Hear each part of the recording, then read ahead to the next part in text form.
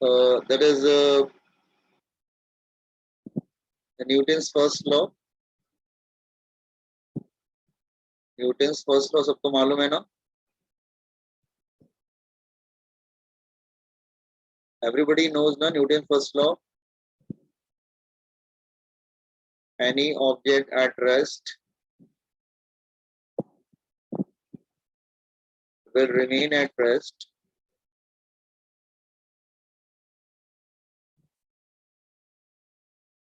and any object in motion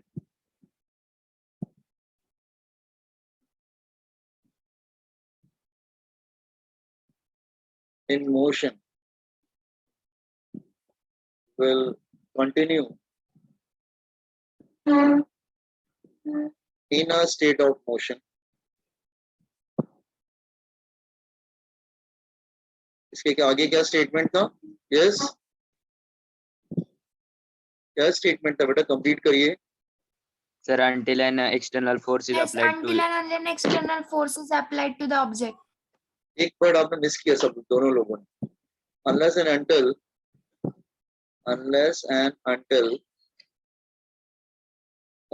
some external unbalanced word आपने miss किया. Unbalanced force applied on it. देखो, balance force कभी भी state change नहीं कर सकता. नो, अगर मैं बोलूं just here it's a block, अगर आप इसको 2 न्यूटन इधर अप्लाई कर रहे हैं और 2 न्यूटन इधर अप्लाई कर रहे हैं, क्या इसकी स्टेट चेंज होगी? क्या नहीं होगी, क्योंकि ये फोर्स क्या है? बैलेंस्ड है ना. The balance force can not change the state. ठीक है, तो फोर्स कौन चेंज करता है? Unbalance force. मतलब अगर सपोज कर लो 5 इधर अप्लाई कर रहा हूँ, 5 newton and 2 is here, then state can change. इसको बोलेंगे unbalance force. Unbalanced.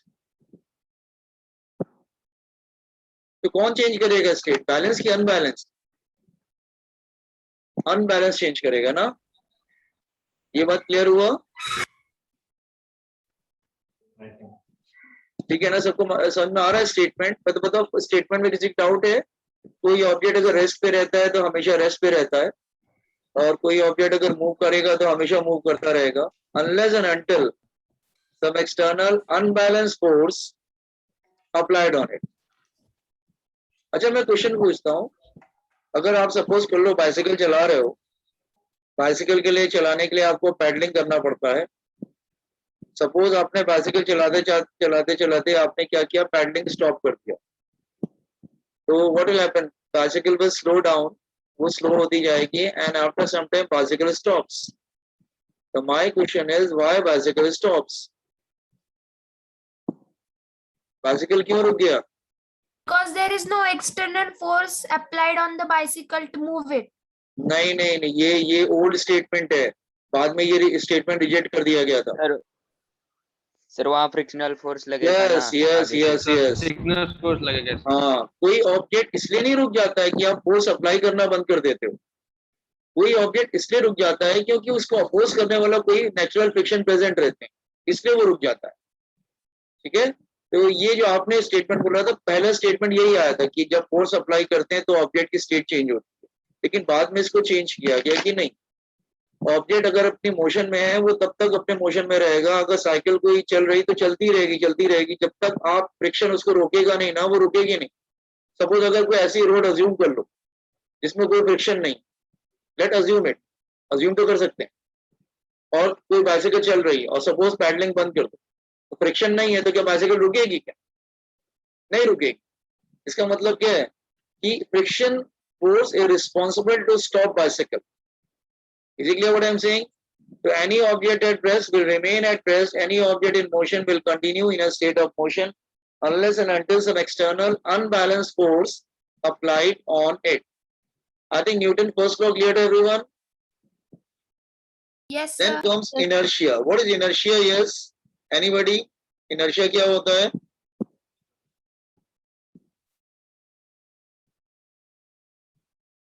Rate of change of motion. rate of change of motion, tendency of a body, हाँ tendency of a body, बस समझाते हैं, अभी एक्सप्लेन करता हूँ, of a body to maintain, अपनी स्टेट को मेंटेन रखता है, maintain state of rest or state of motion, that is called inertia. Inertia क्या होता है? हर बॉडी की एक टेंडेंसी होती है, क्या? वो अपनी स्टेट को जल्दी छोड़ना नहीं चाहता। आप कहेंगे कोई एग्जांपल बताइए, ठीक है, हम लोग, हमारी बॉडी के अंदर भी इनर्शिया होता है, हम अपनी बॉडी का इनर्शिया फील करते हैं व्हाइल ट्रैवलिंग इनसाइड बस। जब हम बस में ट्रेवल करते हैं तो हम अपनी बॉडी का इनर्शिया फील करते हैं। कैसे?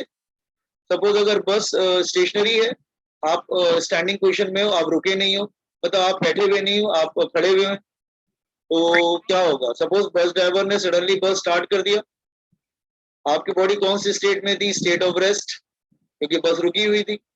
बस ड्राइवर ने बस स्टार्ट किया, आपके बस आगे चली जाएगी, आपके फीट्स जो बस के कांटेक्ट में थे वो भी आगे चले जाएंगे, लेकिन बॉडी उधर ही रह जाती, पैर आगे चले जाते हैं लेकिन बॉडी उधर ही रह जाती है, because of inertia of rest. तो गिरने का डर रहता है वहां पर, क्योंकि पैर एकदम से आगे चले जाते हैं, बॉडी इधर ही रह जाती है because of inertia of rest. और सपोज कर लो बस बहुत स्पीड में जा रही है, आप बैठे हुए, आप खड़े हुए हैं बस में, जैसी है बस बहुत स्पीड में जा रही है, कोई प्रॉब्लम नहीं, आपकी बॉडी के अंदर डेवलप हो जाएगा इनर्शिया ऑफ मोशन। जैसे ही बस ड्राइवर ब्रेक अप्लाई करेगा, आपके पैर रुक जाएंगे, लेकिन बॉडी आगे चली जाती है because of inertia of motion. तो inertia of rest, inertia of motion क्या करते हैं? अपनी स्टेट को जल्दी छोड़ते नहीं। Are you getting? सपोज आप भाग, जैसे होता है ना स्प्रिंटर, 100 मीटर का रेसर, आप देखते हैं ना बहुत तेज भागता है, 100 मीटर की रेस हार्डली 10 सेकंड में खत्म हो जाती है, उसके बाद भी काफी देर तक भागता रहता है after crossing the finishing line. Why? वो अपने आप को क्या फिनिशिंग लाइन पे रोक सकता है क्या? नहीं रोक सकता, क्योंकि उसकी बॉडी के अंदर क्या डेवलप हो गया? Inertia of motion. तो इनर्शिया क्या करता है? Tendency of a body to maintain state of rest और state of motion called inertia. वैसे इनर्शिया डिपेंड किस पे करता है? इनर्शिया डिपेंड करता है मास पे, proportional to mass of the body. ये ध्यान रखना, ये इंपॉर्टेंट मैंने बात बताई थी, ठीक है?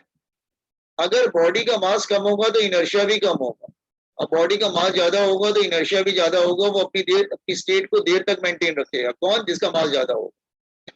जैसे आप देखते हैं ना, बाइसाइकिल इज वेरी लाइट, आप जल्दी स्टार्ट कर सकते हैं, जल्दी रोक सकते हैं, क्योंकि वो उसका मास कम है, तो इनर्शिया भी कम होता है। जब चाहो स्टार्ट कर दो, जब चाहे रोक दो, वो अपनी बहुत ज्यादा रेसिस्ट नहीं कर पाता।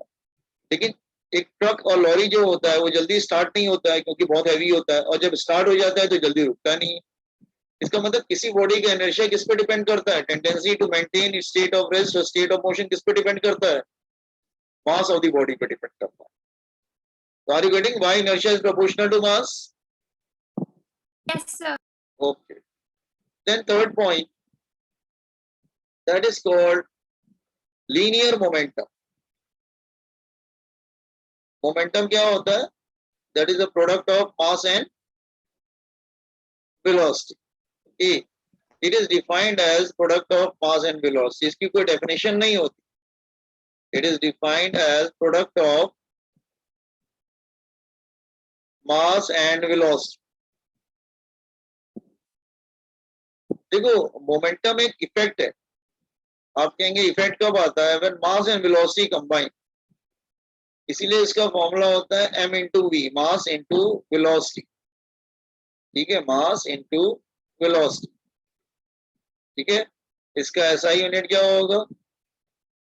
टीजी। वेलोसिटी क्या होगा? मीटर पर सेकेंड। और सीजीएस क्या हो जाएगा? ग्राम सेंटीमीटर पर सेकेंड। मोमेंटम कौन सी क्वांटिटी है? It's a vector quantity, vector होता है। Direction of momentum is same that of velocity. Direction of momentum is same that of velocity. Direction of momentum is same that of velocity.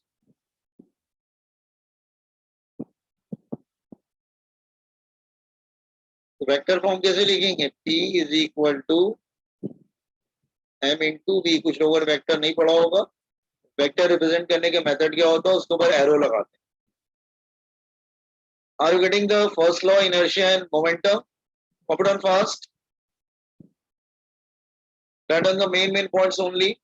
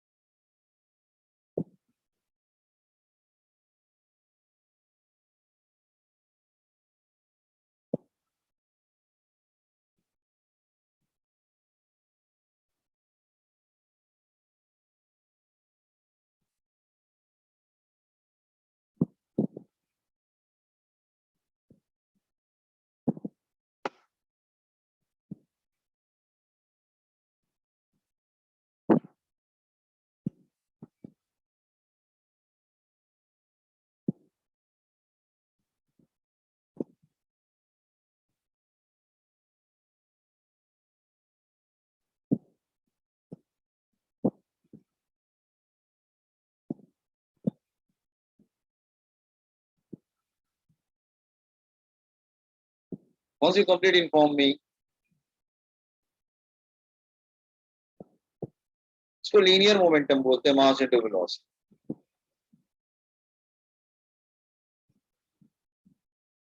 Sir stationary objects में भी inertia होता है. Yes, inertia दो तरह के होते हैं, तीन तरह के होते हैं. Inertia of rest, there are three types basically. Scroll. हाँ, just a minute. Inertia, they are three types. अगर कोई पूछ ले कि कितने टाइप के होते हैं, there are three types. Inertia of rest, rest में भी इनर्शिया होता है, रेस्ट वाली स्टेट जल्दी को छोड़ता नहीं बेटा. Inertia of motion,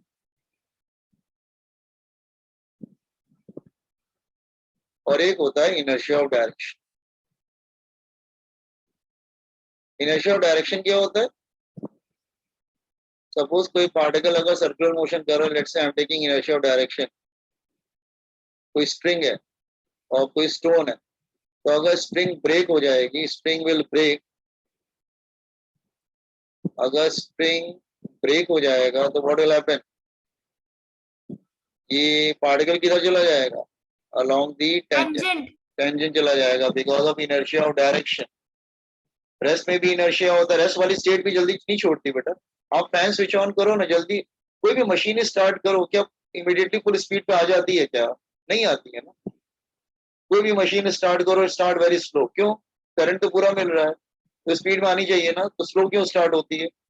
because of inertia of rest. वो अपनी स्टेट को जल्दी छोड़ता नहीं, तो इसलिए उसको मोशन की स्टेट में आने में टाइम लगता है.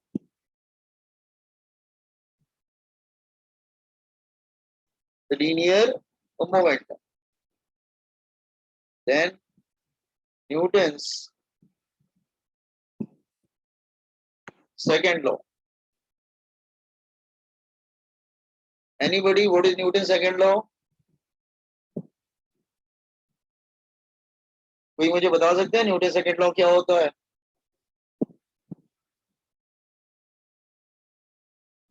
बोलिए. Anybody?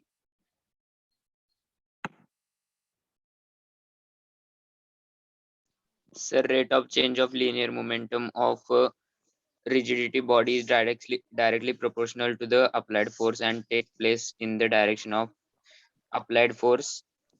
Very good, very good. ठीक है, मैंने बहुत बच्चों से पूछा, बहुत कम बच्चे बता पाते हैं स्टेटमेंट. आपने बताया, मुझे अच्छा लगा. ठीक है, Newton second law.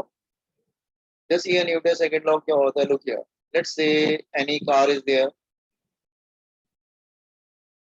Mass is m, velocity is u.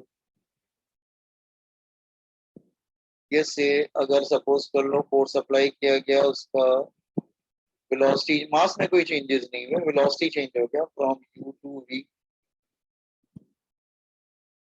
और ये फोर्स अप्लाई किया, that is F, applied force. And for time t,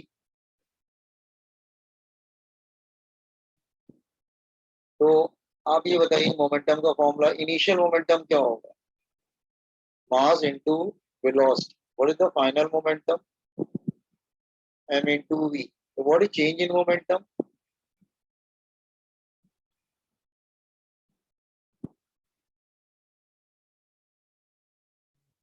Delta p, that is final minus initial, that is mv minus mu. Take m common, v minus u. अगर मैं इसके आगे rate लगा दूं बेटा, rate of change in momentum,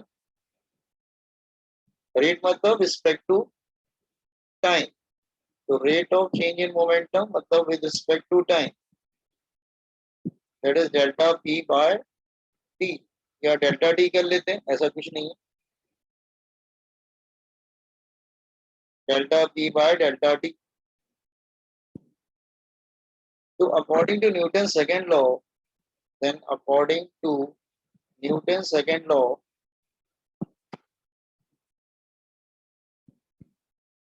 rate of change of momentum is directly proportional to applied force. लेकिन लिखते कैसे हैं? Force is proportional to rate of change in momentum. Proportional का साइन जाता है और get a constant k. k की value 1 होती है और फोर्स का फॉर्मूला क्या आ जाता है? That is delta p by, just wait let me complete it, delta t. ये लोअर स्टैंडर्ड में किया होगा आप लोगों ने, 9th में शायद किया था, ठीक है? या फिर इसको ऐसे भी लिख सकते हैं, चेंज इन मोमेंटम क्या होता है? That is final minus initial upon final time minus initial time. या ऐसे बोल सकते हैं m b minus u by d. और एक्सेलरेशन क्या होता है? Change in velocity upon time. तो ये क्या हो जाता है? दैट इज एम इंटू ए. तो फोर्स के फॉर्मूलोस को ध्यान देना तुम लोग, ठीक है? Okay, you got this formula for force, everyone? Comment on this one. Newton's Yes, third sir. law, second law.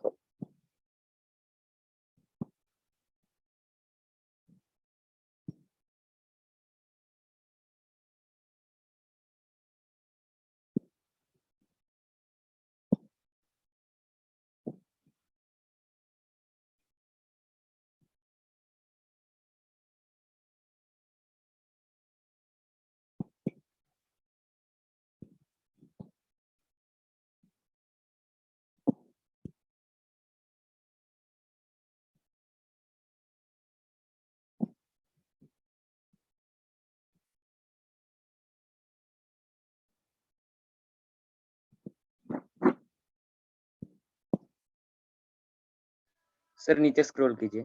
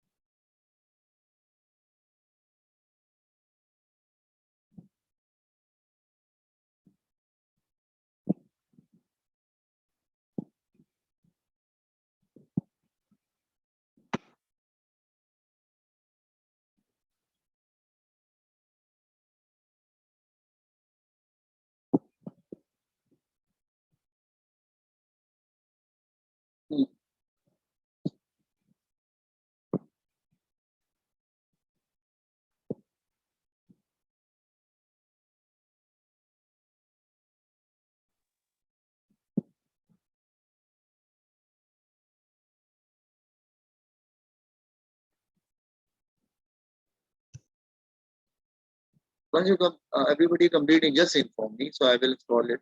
I will start teaching.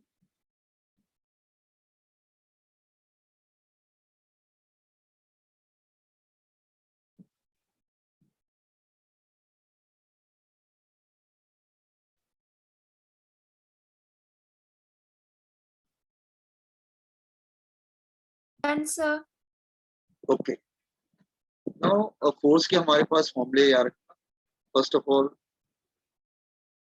Come to the some other, force को ऐसे भी लिखते हैं बेटा, dp by dt, derivative form में भी लिख सकते हैं, डेरिवेटिव।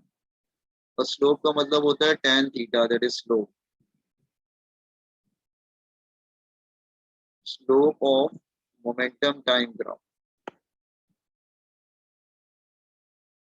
तो यार ना डेरिवेटिव से भी आता है कॉम्पिटेटिव में तुम्हारा, ठीक है, डेरिवेटिव जो जगदीश सर ने सिखाया होगा या मैंने थोड़ा सा बताया होगा डेरिवेटिव दैट वन, उससे भी आता है, या स्लोप tan थीटा से भी निकाल सकते हैं। जस्ट क्रॉस मल्टीप्लाई इट, तो dp is equal to f into dt, cross multiply, integrating both side,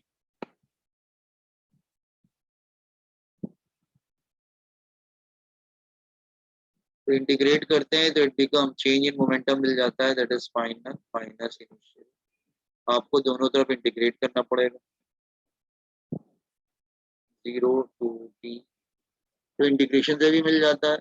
तो आपको मतलब डेरिवेटिव भी यूज कर सकते हैं, और अगर ऐसे निकालना इंटीग्रेशन बोथ साइड करेंगे तो चेंज इन मोमेंटम मिल जाएगा। तो फोर्स को इंटीग्रेट करोगे ना रिस्पेक्ट टू टाइम, तो आपको चेंज इन मोमेंटम मिलता है। तो ये सब कॉम्पिटेटिव वाले फॉर्मूले से ध्यान देना तुमको, ठीक है। Third, change in momentum area below FT graph भी मिलता है, एरिया बिलो, ये भी काफी इंपॉर्टेंट है, फोर्स टाइम ग्राफ। आप कहेंगे मतलब क्या, इसका मतलब ये होता है कि अगर कोई ग्राफ दिया हुआ है, लेट्स से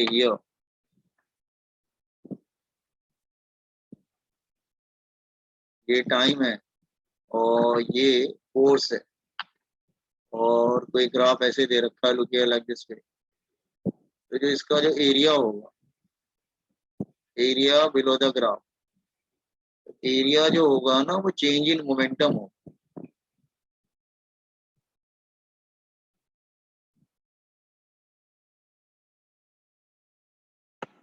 ठीक है, सो ये सब बातें बिल्कुल ध्यान रखनी पड़ेगी जो मैंने भी बताया है।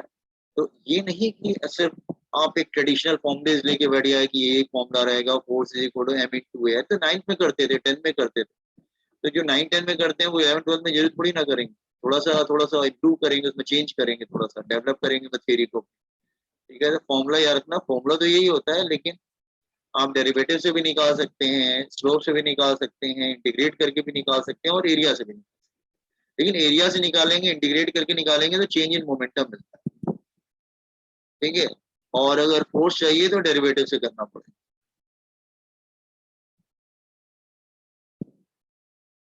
दिस वन, फर्स्ट वाला फिर से बताओ ना।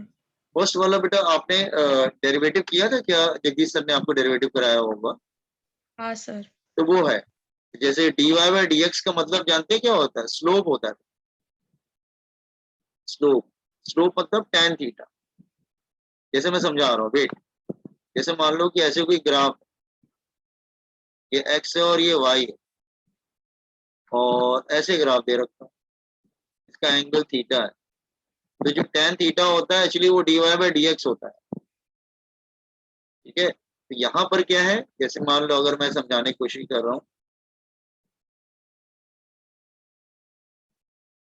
ये जस्ट, ये जो है, सपोज कर लो कि मोमेंटम है और ये टाइम है, और ऐसे ग्राफ दे रखा है, तो जो इसका स्लोप होगा ना tan थीटा, वो तुम्हारा फोर्स के इक्वल हो, स्लोप, क्या वो फोर्स के इक्वल हो। तो याद रखना, tan थीटा स्लोप निकालोगे मोमेंटम टाइम ग्राफ का तो तुम्हें फोर्स मिलता है। स्लोप मतलब होता है बेटा tan थीटा, tan थीटा की वैल्यू याद रखना, तो उससे मिल जाता है।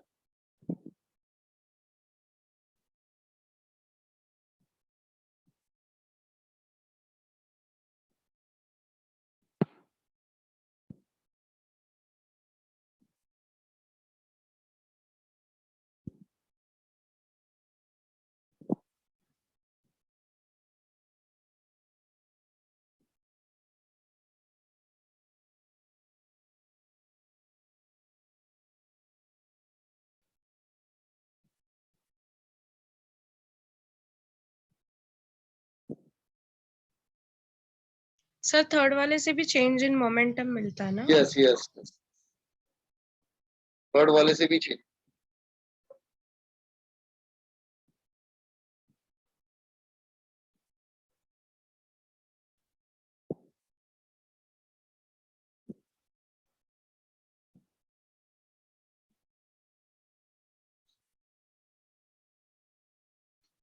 Done, sir. नाउ अब आते हैं हम लोग यूनिट ऑफ फोर्स। फोर्स की एसआई यूनिट क्या होती है? Newton sir. केजी मीटर पर Second second square, that is equal to Newton.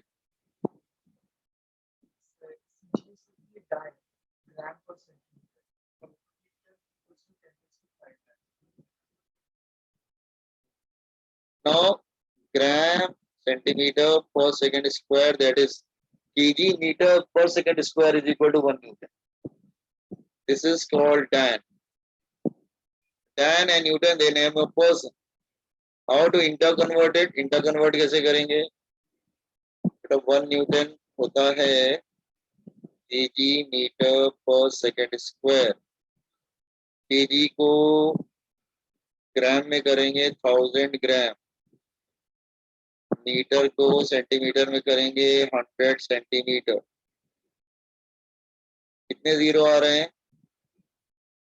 5 gram centimetre पर second square and that is equal to dyne.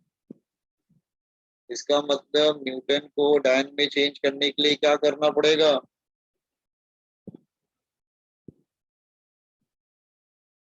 इसका मतलब 1 न्यूटन कितना होता है? 10⁵ डायन।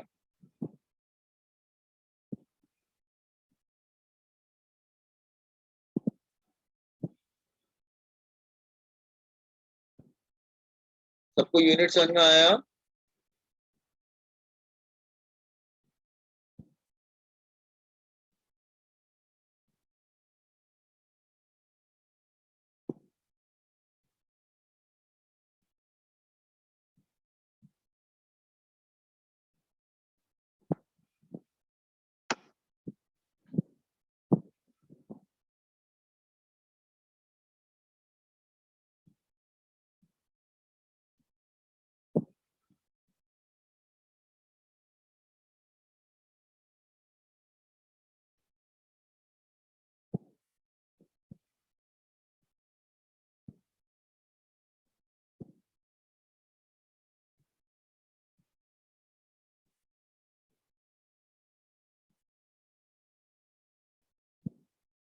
Done, sir.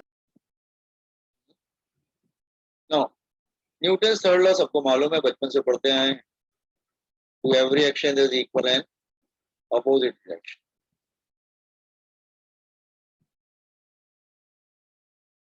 There is equal and opposite reaction. Action reaction are equal in magnitude but opposite in direction. Are equal in magnitude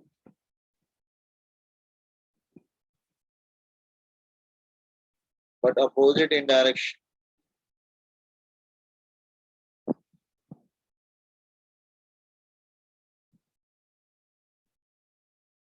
Action reaction एक दूसरे को cancel नहीं करते. Remember, action reaction never cancel each other. Action reaction never cancels each other.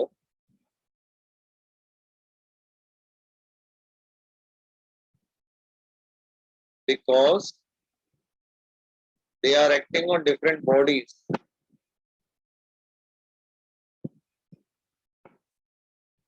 On different bodies. वो अलग अलग bodies पे act करती हैं। सपोज कर दो कि अगर दो बॉडी है और दोनों बॉडी एक दूसरे से टकराती हैं, लेट्स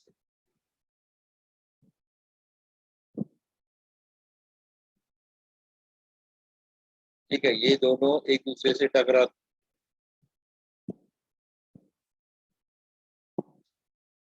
तो दोनों एक दूसरे पे फोर्स अप्लाई करें।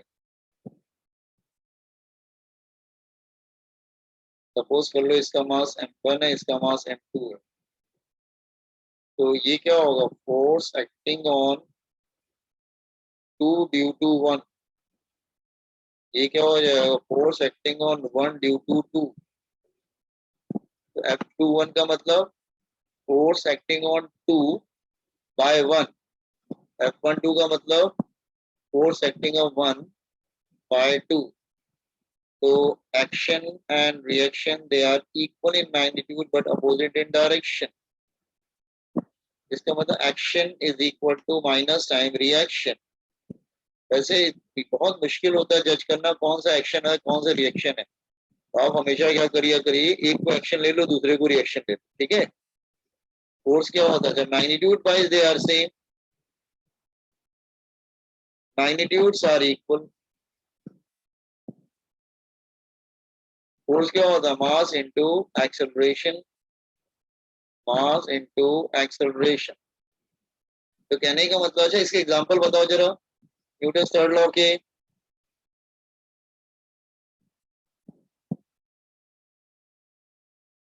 Examples. Recoil of gun. Sir अगर हम कोई बॉल को वॉल पे मारेंगे तो वो फिर से हमारे पास आएगी। हाँ बोल सकते हैं, firing of bullet from gun, ये भी बेस्ट एग्जांपल है। आपको मालूम है कि अगर हम फायर करते हैं तो बुलेट आगे जाती है एक्शन, तो वो वापस आती है रिएक्शन को, तो वापस। Launching of Catching rocket, of bomb. हाँ लॉन्चिंग ऑफ रॉकेट, अगर कोई रॉकेट है, हॉट गैसेस डाउनवर्ड डायरेक्शन में आती एक्शन, तो रॉकेट ऊपर जाता है रिएक्शन। और भी बहुत है, walking, jumping, rowing a boat,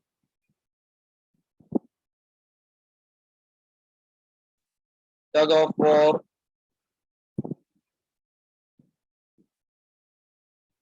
etcetera. ठीक है ना, Newton third law. Sir direction नहीं समझ आया। डायरेक्शन, देखो डायरेक्शन में क्या है कि दोनों अपोजिट होते हैं, तो तुम किसी एक को एक्शन ले लेना, दूसरे को रिएक्शन ले लेना, और क्या, कैसे, मतलब बहुत मुश्किल होता है कभी कभी जज करना कि एक्शन कौन सा रिएक्शन कौन, मतलब बॉल 1 2 से टकराए कि 2 वाली 1 से टकराए, कहना तो मुश्किल है।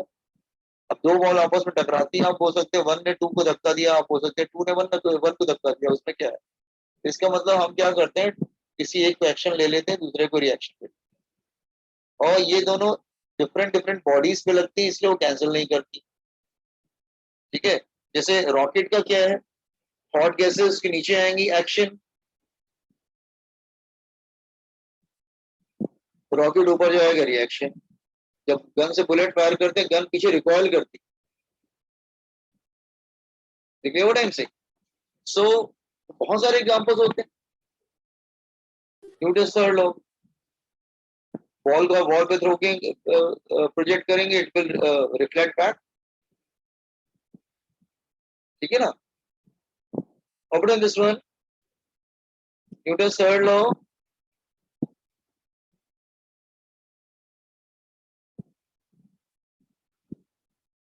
Excuse me sir. हाँ बच्चा बोलो। सर डायरेक्शन का नहीं समझा सर, फिर से समझो। डायरेक्शन कौन से डायग्राम में बेटा, डायरेक्शन, सर गन वाले। अच्छा गन वाला नहीं समझ, अच्छा ये गन वाला, अच्छा क्या डायरेक्शन कौन सा। देखो, जब आप, कोई गन है और आप बुलेट फायर करते हैं, तो बुलेट बाहर आती है विद अ ग्रेट फोर्स, तो आप देखेंगे ना कि जब बुलेट बाहर आती है तो वो बहुत फोर्स से बाहर आती है, तो एक्शन हो गया, तो गन पीछे की तरफ जाएगा ना। अगर आप ठीक से नहीं पकड़ेंगे ना, तो वो पीछे जाएगा बिल्कुल, दैट इज रिएक्शन। अच्छा तुम ऐसे देखो, तुमने वाटर जेट देखा है ना, फायर ब्रिगेड वाले जो होल्ड करते हैं, यस सर। तो वाटर जेट में क्या होता है, उनको बहुत टाइटली होल्ड करना पड़ता है, जो पर्सन है इसको बहुत टाइटली होल्ड करना पड़ेगा वाटर जेट को, अदरवाइज वो पीछे भागने लगेगा। पीछे जाएगा कि नहीं जाएगा, जब वो जैसे वाटर आता है बाहर विद ग्रेट स्पीड, तो जो पाइप है वो पीछे की तरफ भागेगा, एक्शन रिएक्शन, और जरा से इसके हाथ से छूट गया ना तो पाइप पीछे भागना स्टार्ट कर देगा। क्लियर? तो गन में भी ऐसे ही Yes, होता sir. है, अगर गन जो चलाता है ना बड़ी वाली गन, उसको टाइटली होल्ड करना पड़ता है, वरना क्या है कि उसको पीछे की तरफ बहुत जोर से इसको एक फोर्स लगेगा, बहुत जोर से, और अगर वो ठीक से नहीं पकड़ेगा तो शायद उसको वो पीछे की तरफ गिर भी जाए। Are you getting? तो आपको जब गन चलाते हैं तो पहले गन को प्रॉपरली बहुत अच्छे से होल्ड करना पड़ता है, क्योंकि वो पीछे भागेगी, action reaction. Is it clear? ध्यान Yes, देना sir. इस चीज का। ओके,